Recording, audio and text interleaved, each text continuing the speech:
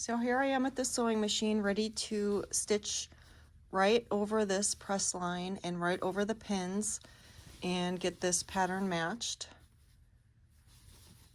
before I can make the drapery panel. So I'm just gonna get started. Usually I take that first pin out so I can backstitch without hitting that pin.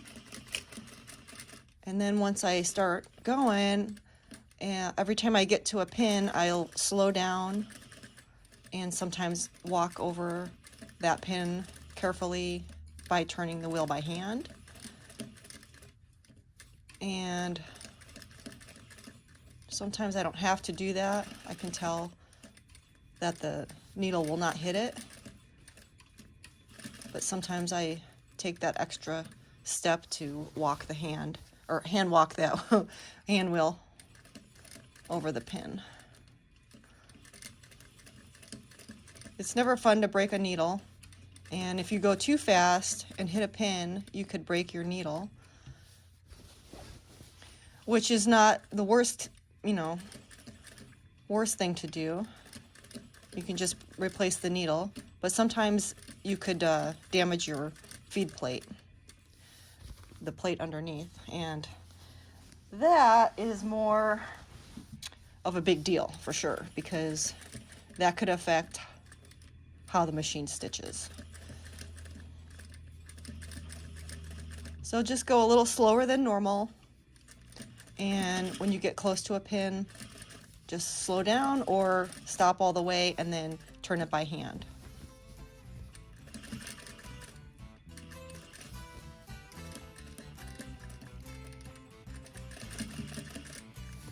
And then you can speed up in between the pins.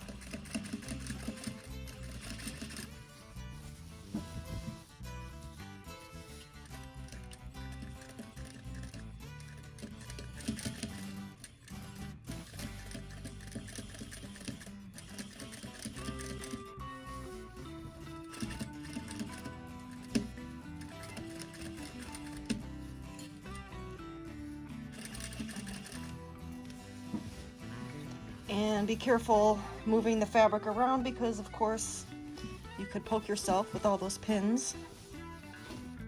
This is not a good day to be wearing shorts or short sleeves.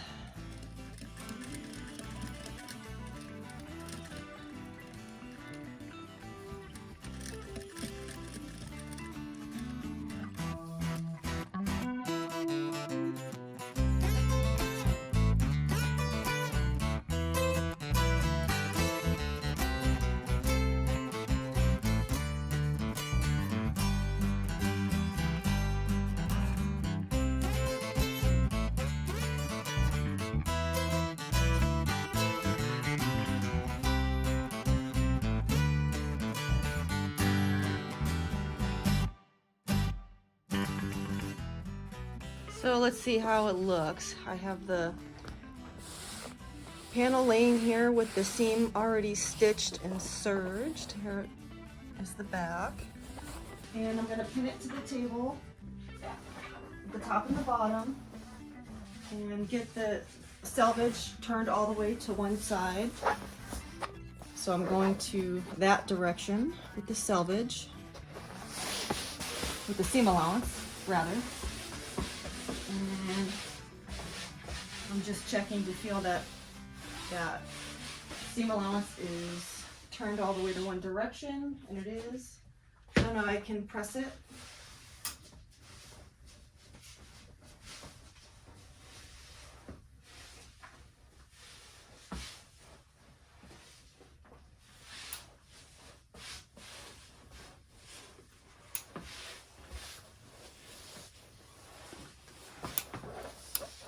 And it looks really good.